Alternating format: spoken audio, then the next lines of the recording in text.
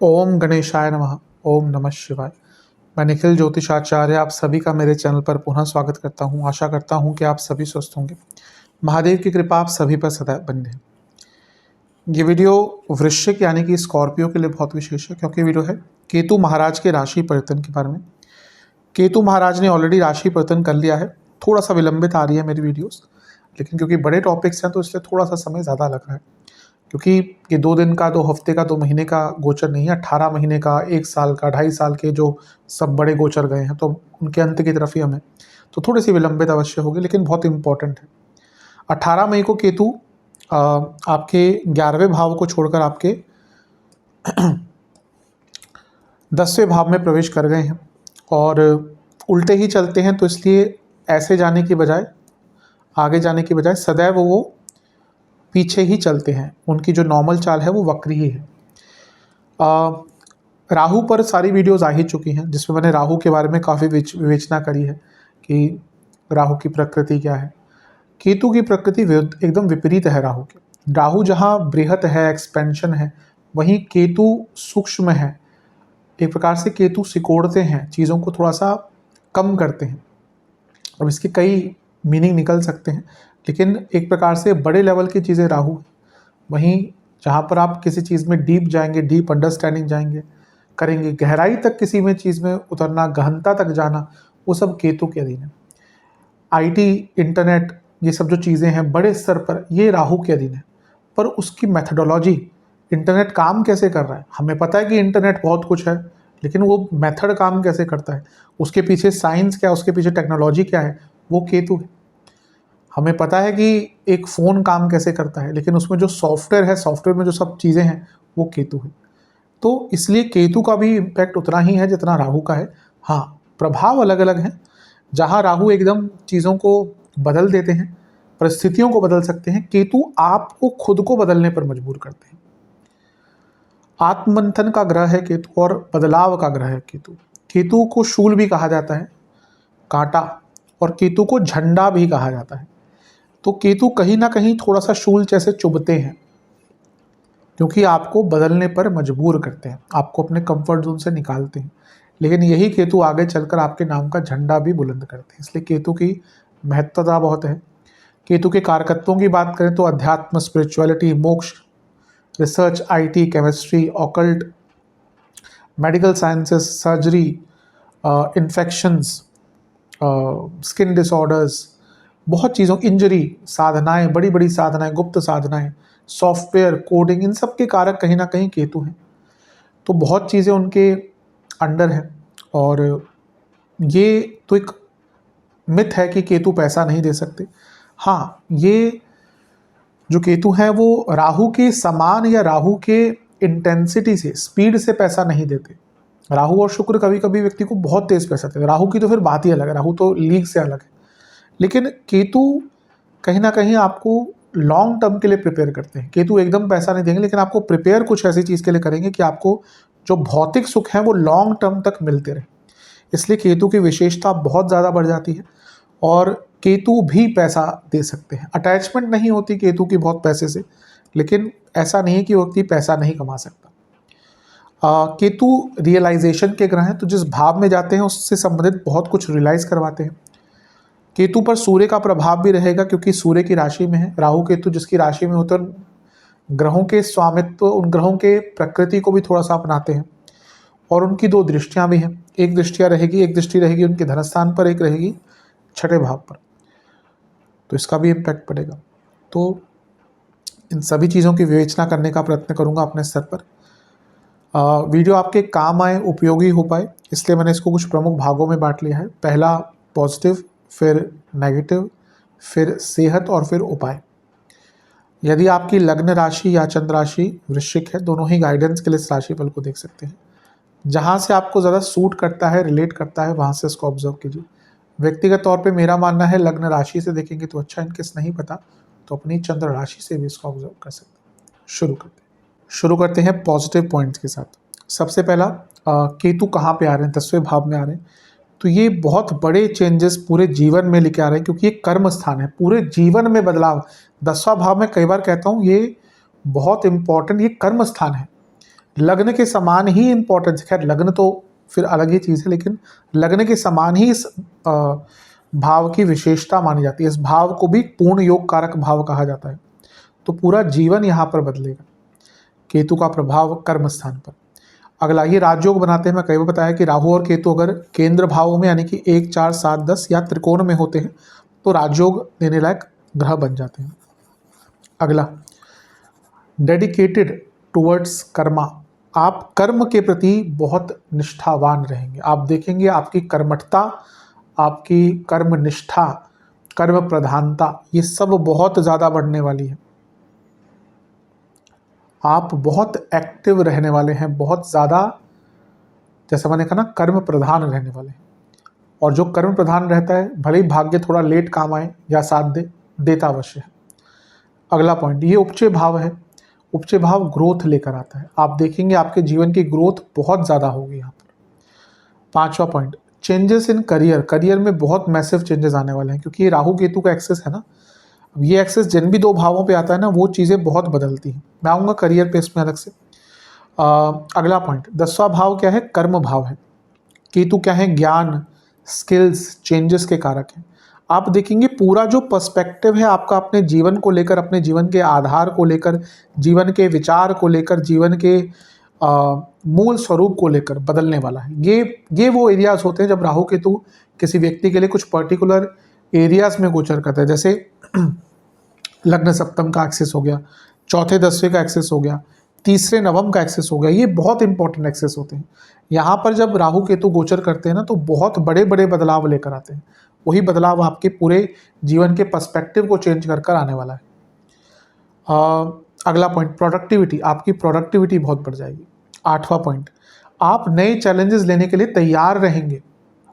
वैसे तो वृश्चिक वाले चैलेंजेस एक्सेप्ट करते हैं, मंगल का प्रभाव है, मैंने देखा है वृश्चिक वाले ये चैलेंजेस को एक्सेप्ट करते हैं। पर जहाँ मंगल की बात करें वहीं नहीं भूलना चाहिए कि ये थोड़ा सा स्थिर स्वभाव का तत्व भी इनमें होता है। थोड़ा सा क्या मतलब कि स्थिर स्वभाव भी होता है, तो कभी कभी रिजिड होने के कारण या परिस्थिति को देर से समझने के कारण ये थोड़ा पीछे भी रह जाते हैं। लेकिन यहाँ पर जैसे मैंने कहा ना कि नए चैलेंजेस को एक्सेप्ट कर पाएंगे। 9वां पॉइंट नए रोल्स को एक्सेप्ट कर पाएंगे। यहाँ पे आपके जीवन में रोल्स बदलेंगे। ये क्योंकि सामान्य विश्लेषण है, अब मैं पर्टिकुलर किसी के बारे में नहीं बोल सकता, लेकिन आप जो भी करते हैं, एरिया जो भी है, पर्सनल लाइफ, प्रोफेशनल लाइफ, आपके रोल्स बदलना शुरू हो जाएंगे। कई बार होता है कि हमारे रोल हमारे घर में, हमारे करियर में, बिजनेस में, सोशल लाइफ में बदलना शुरू करते हैं। तो यहाँ पे वही टाइम है जब आपके रोल्स बदलेंगे पूरे जीवन में। अगला पॉइंट आपके सोचने का जो तरीका है, पर्सपेक्टिव की तो मैंने बात करी, लेकिन सोचने का तरीका और सोचने की शैली दोनों बहुत मेथोडिकल हो जाएगी। ये मेथोडिकल होना ही आपके जीवन में आपको आगे लेकर जाएगी। बहुत सिस्टमेटिक अप्रोच से आप आगे बढ़ेंगे। 11वां पॉइंट ये जैसे मैंने कहा ये पूर्ण योग कारक भाव है। यहाँ पर केतु का आना यानी कि आपको वो लाभ देगा जो आप अब तक प्राप्त नहीं कर पाए। कोई ऐसी चीज़ जिसके पीछे आप बहुत टाइम से भाग रहे थे ना, वो नहीं मिल पा रही थी, ये केतु का गोचर आपको वो चीज़ दिलाकर रहेगा। मान के चलिए इस चीज़ को। 12वां पॉइंट ये शास्त्रों ने कहा है कि 10वें घर के केतु तेजस्वी बनाते हैं और इसमें कोई दो राय है नहीं। ये आपके पद प्राप्ति आदि का भाव है। यहाँ पे केतु का आना, जब ज्ञान बढ़ेगा तो तेजस्वी व्यक्ति बनता ही है। 13वां पॉइंट प्रसिद्धि भी देते हैं 10वें घर के केतु, स्पेशली आपको अपने कार्य क्षेत्र में प्रसिद्धि दे सकते हैं। चलते हैं अगले पॉइंट की तरफ। 14वां पॉइंट सेल्फ बिलीफ। कारण क्या है? 10वां भाव कर्म का है। केतु क्या है? ज्ञान है, सूक्ष्मता है, गहनता है, स्किल्स है। तो आपको अपने कर्म पर, अपने स्किल्स पर, अपने ज्ञान पर विश्वास पड़ेगा। और जब ये चीज़ें होती हैं ना, ये कॉम्बिनेशन होता है, तो व्यक्ति का सेल्फ बिलीफ बढ़ता है, सेल्फ डाउट कम होता है। अगला पॉइंट आत्मज्ञान। कर्म भाव है तो यहाँ पे ना एक बोध होता है कि हाँ भाई कहाँ तक आ गए, क्या सोचा था, आज से 15 साल पहले जो सोचा था क्या मैं वहीं पर हूँ या नहीं हूँ, आज से 5 साल पहले जो मैंने सोचा था क्या मैं उस रास्ते पे हूँ या नहीं हूँ। ये आत्मबोध 10वें घर के केतु, क्योंकि कर्म है, कर्म भाव है ना, कर्मण्येवाधिकारस्ते। तो कहीं ना कहीं कर्म का जो अधिकार है जो आपको दिया है ईश्वर ने, उस अधिकार पर आपने कितना विवेचन किया है, कितना काम किया है, कहाँ तक आए हैं, कहाँ तक जाना है, ये आत्मबोध, आत्मज्ञान करवाने का समय है। अगला point, R&D in career. Ketu तो R&D के कारक हैं, तो जब 10वें घर में आएंगे ना, आपको रिसर्च करने का, अपने करियर को और निखारने का, संवारने का मौका प्राप्त होगा। 17वां पॉइंट, अर्थ त्रिकोण। क्योंकि ये 10वां भाव अर्थ त्रिकोण है, करियर पे तो आ ही जाता है, लेकिन ये प्रैक्टिकल भाव होता है, तो आपकी प्रैक्टिकल नॉलेज, प्रैक्टिकल स्किल्स बहुत एनहेंस होगी। 18वां point, time to take risk. ये वो टाइम होता है जब आपको कुछ अलग करना, अगर यहाँ पे भी अलग नहीं कर पाए ना, तो फिर तो आगे मुश्किल ही है। अब ठीक है, कुछ और चीज़ें बदलती हैं, अब तो हम केतु की बात करें। कई बार होता है कि हम ना चाहते हैं कि कुछ अलग करें, लेकिन उसमें रिस्क भी आता है, लेकिन हम बस मौका ढूंढते रहते हैं कि हाँ अब करेंगे, अब करेंगे, अब करेंगे। ये वो टाइम है जब वो रिस्क लेने का मौका आपके पास कभी ना कभी आएगा। अब जैसे मैंने कहा, ये सामान्य विश्लेषण है, 18 महीने का गोचर है, वो तो आपकी कुंडली पर बहुत डिपेंड करेगा कब वो दशा अंतर्दशा बदलेगी, या बाकी ग्रहों का प्रभाव भी कुछ आएगा। लेकिन मैक्रो लेवल पर कहूँ तो अवश्य कुछ ना कुछ रिस्क लेने का, बदलने का जीवन को मौका मिलेगा। अगला पॉइंट, प्रगतिशील। 10वें घर के केतु मंगल की तरह व्यक्ति को प्रगतिशील बनाते हैं। वो व्यक्ति ना आगे की सोचता है, वो ये नहीं सोचता कि भाई तब ये हुआ था, तब वो हुआ था, नहीं, हो गया तो हो गया, बदलाव लाने हैं तो लाने हैं, कुछ करना है तो करना है। अगला पॉइंट, चेंज इन एटीट्यूड। 10वें घर के केतु व्यक्ति का एटीट्यूड ही बदल देते हैं। गो फॉर इट एटीट्यूड, यानी कि अब तो करना ही है, अब सोचना नहीं। 10वें घर के केतु अच्छे माने जाते हैं, एक अच्छा स्थान केतु का माना जाता है 10वां घर। अधिकतम जो आप लोग देखेंगे कि इवन पॉलिटिक्स में भी इन्वॉल्व हैं, अधिकतम आप लोग देखेंगे जो टेक्निकल फील्ड में बहुत अच्छे हैं, अधिकतम आप 10वें घर के केतु वाले में देखेंगे IT सॉफ्टवेयर में संबंधित कुछ करेंगे, रिसर्चर्स होते हैं, बड़े बड़े साइंटिस्ट। मेरे पास एक कुंडली है साइंटिस्ट की, उनके 10वें घर में केतु, बहुत बहुत विशिष्ट उन्होंने चीज़ें उनको उनकी खोज करी है। अब तो खैर बहुत एज हो गई है उनकी, लेकिन 10वें घर के केतु इस प्रकार से आपको आपका एटीट्यूड बदलते हैं, और गो फॉर इट जो एटीट्यूड होता है ना कि हाँ कुछ बड़ा करना है, अब ज़्यादा चिंता नहीं करनी, उस प्रकार का लाभ देते हैं। अगला पॉइंट, कुछ लोगों को अपसेट करके अपने लिए सेल्फिश डिसीजन लेना।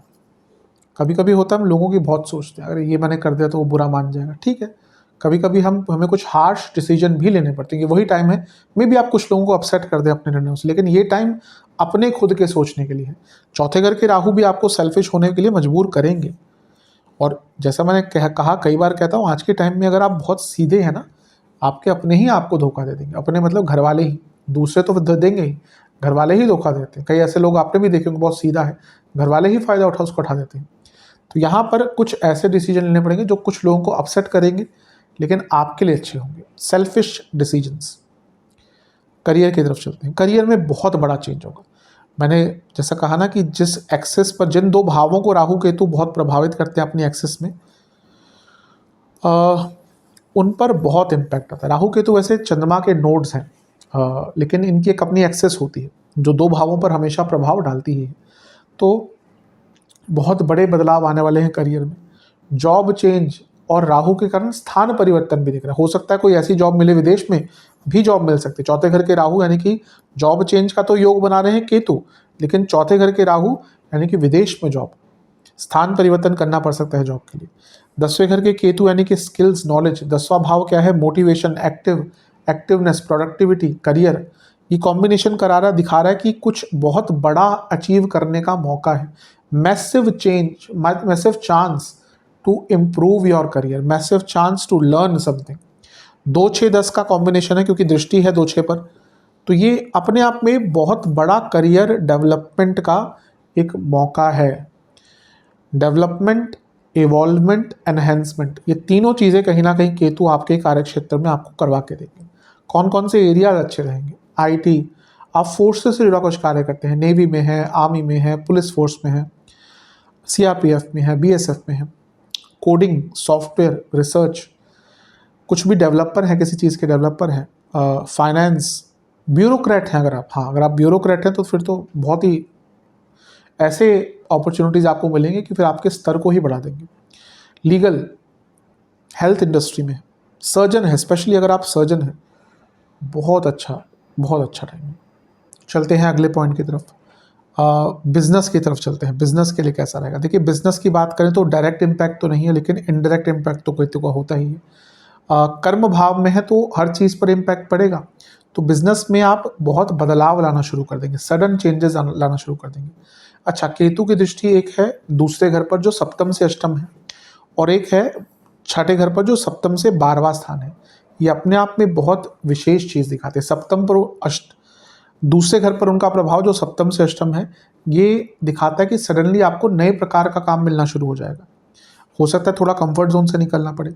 और उनका छठे घर पर प्रभाव जो सप्तम से 12वां है, यानी कि चेंज ऑफ स्टाइल, आपका जो कार्यशैली है बिजनेस की, उसको आपको बदलना पड़ेगा अगर आगे बढ़ना है। तो मैंने कहा ना, केतु बैठे बिठाए चेंजेस नहीं देते, आप प्रभाव नहीं देते, आप पैसा नहीं देते, बदलाव से देते। और अगर देखिए सप्तम से 8 और सप्तम से 12वें पर उनका प्रभाव है, यानी कि जो 8-12 का एक एक्सेस बन रहा है, ये आपको नए प्रोडक्ट, नए सर्विसेज लाने पर मजबूर करेगा। सिस्टमैटिक अप्रोच आपकी होगी और एक प्रकार से नई मार्केटिंग स्ट्रेटजी भी आपकी बढ़ पाएगी। Research and development, product development, नई सर्विसेज, नई टेक्नोलॉजी, इन सब के लिए बहुत अच्छा टाइम है। कौन कौन से एरियाज, अगर आप मैन्युफैक्चरिंग इंडस्ट्री में हैं, investment, stock, mutual fund, real estate, law firm, medicine, medical equipment, hotel, food product, इन सब में बहुत आगे बढ़ने का, ऑर्गेनिक प्रोडक्ट, मैन पावर, कुछ भी आपका कार्य डिजिटल मीडिया से जुड़ा है, साइबर सिक्योरिटी का है, इन सारे ही एरियाज में आपको बहुत आगे बढ़ने का मौका मिलेगा। अब स्टूडेंट्स का भी एक विवेचन कर लेते हैं। स्टूडेंट्स के लिए बहुत अच्छा है 10वें घर में केतु, यानी कि करियर अपॉर्चुनिटीज़ प्राप्त आपको होंगी अवश्य, क्योंकि पंचम से भी छठा भाव है, पंचम का भी अर्थ त्रिकोण बन जाता है। तो स्टूडेंट्स के लिए करियर की अपॉर्चुनिटीज़, और एक प्रकार से पंचम से तो छठा है, पंचम से अर्थ त्रिकोण है, लेकिन लग्न से भी देखें तो वो अर्थ त्रिकोण को एक्टिव कर रहे हैं। तो स्टूडेंट्स जो जॉब ढूंढ रहे थे, उनको बहुत अच्छी अपॉर्चुनिटी मिलेगी। रिसर्च अगर आप करना चाहते हैं, उसके लिए बहुत अच्छा है। हो सकता है रिसर्च ऐसा मिले जिसमें आपका करियर भी स्टार्ट हो जाए, कि आपको इंटर्नशिप मिल रही है, कोई ऐसा रिसर्च मिल रहा है जो आपको अच्छा स्टाइपेंड भी दे रहा है। कई कई बहुत अच्छे रिसर्च एक्टिविटीज़ होती हैं, बहुत अच्छे अच्छे स्टाइपेंड लोगों को मिलते हैं। मेरी किसी से बात हो रही थी, तो वो इंडिया में तो नहीं है, लेकिन उनका स्टाइपेंड ही कहीं ना कहीं 1.5 लाख रुपए है, बाहर किसी देश में, आई थिंक जर्मनी में थे जितना मुझे याद है। तो किसी चीज़ में खैर बहुत विशिष्ट एक उनका एरिया था, तो उसमें कभी कभी हो भी सकता है कि इतना पैसा मिले। तो इंटर्नशिप करनी है अगर आपको, करियर के स्टार्ट में इंटर्नशिप होती है, बहुत इंपॉर्टेंट होती है। और नई चीज़ों को सीखने के लिए भी केतु बहुत अच्छा, तो स्टूडेंट्स के लिए बहुत अच्छा है। अब बात करते हैं सूर्य का प्रभाव। जैसे मैंने कहा था केतु सूर्य की राशि में है, तो कुछ सूर्य का जो नेचुरल कारकत्व है वो भी वो लेकर बैठेंगे।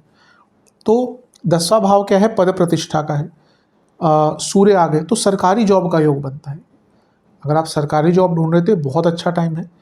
नाम पहचान, सूर्य के कारण नाम पहचान, अथॉरिटी, 10वां भाव कर्म, ये जो कॉम्बिनेशन है केतु का, सूर्य का, 10वें भाव का, ये आपका आपके करियर में जो आपकी पहचान है उसको बहुत बढ़ाने वाला है। आप देखिए सूर्य क्या है, प्रकाश है, तो प्रकाशवान हो जाएंगे आप अपने करियर में, अपने जीवन में शाइन करने वाले हैं। ये shine, it's time to shine.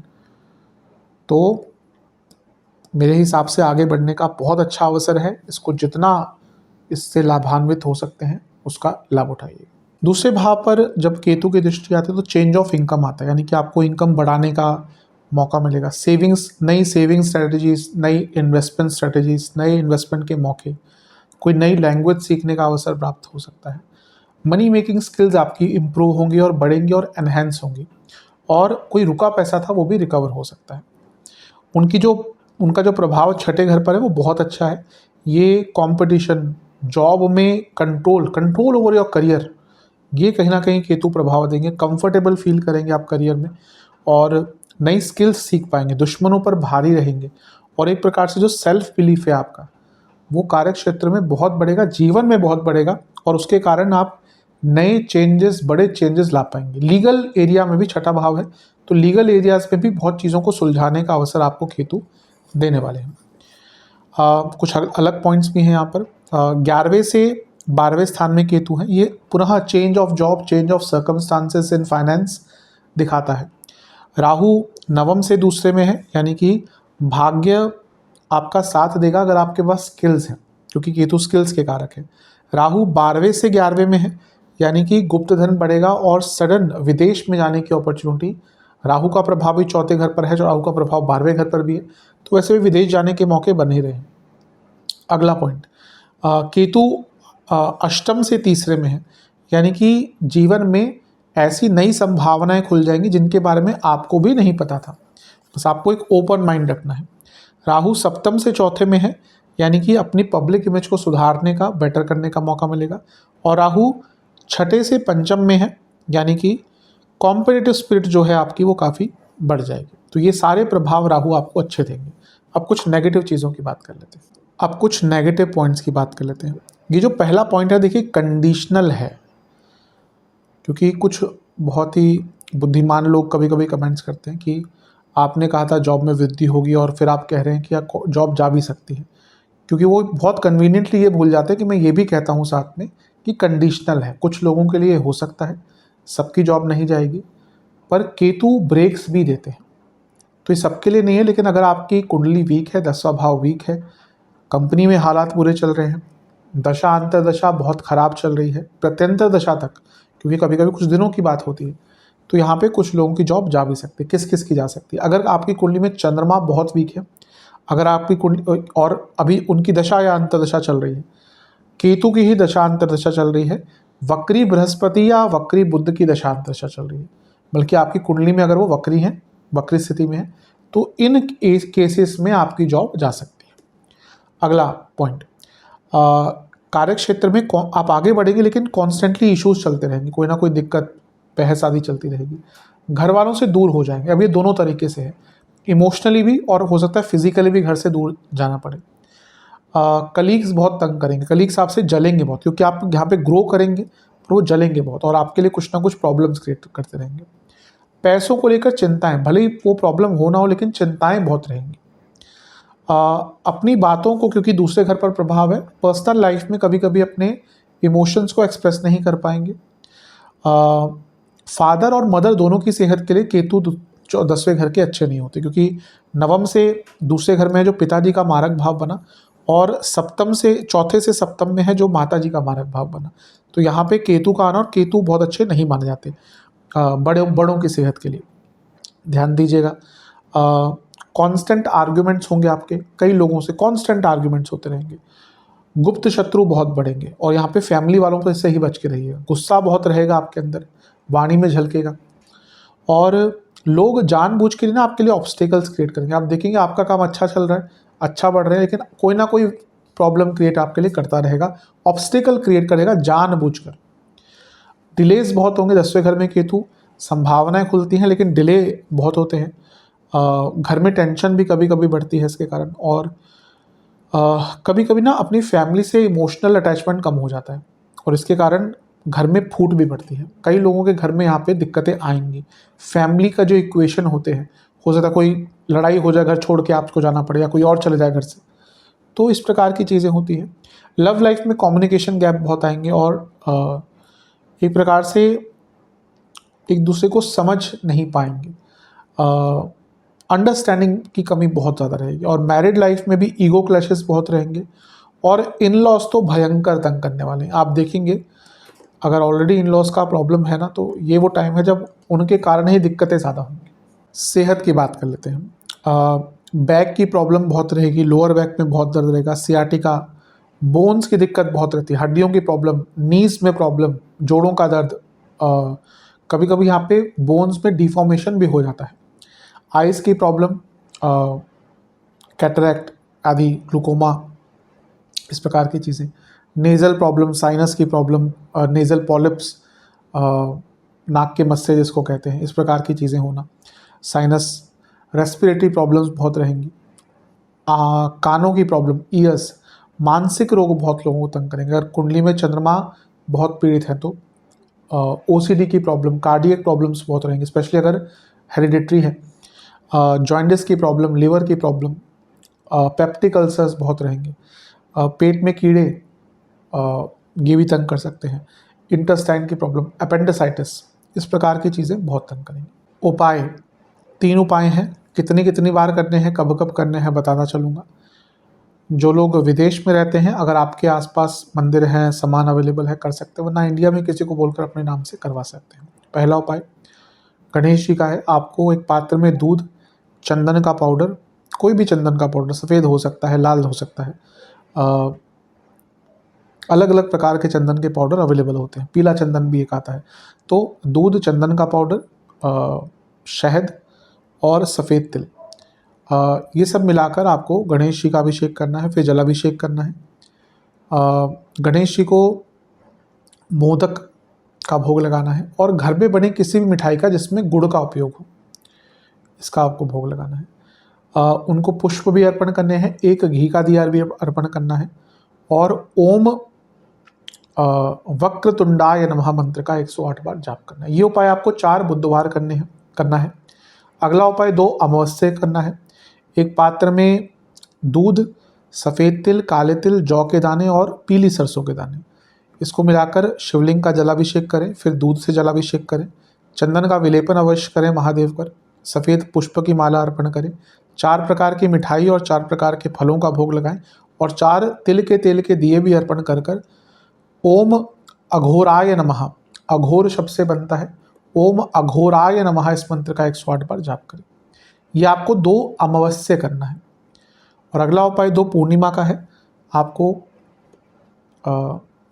किसी भी मंदिर में गुड़, चावल और तिल का तेल ये दान करना है। कितना करना है ये आपके ऊपर है। आशा करता हूँ कि वीडियो काम आएगी। चैनल पर नए हैं सब्सक्राइब कीजिए, वीडियो को लाइक कीजिए। मिलता हूँ अगली वीडियो में, तब तक के लिए ओम नमः शिवाय।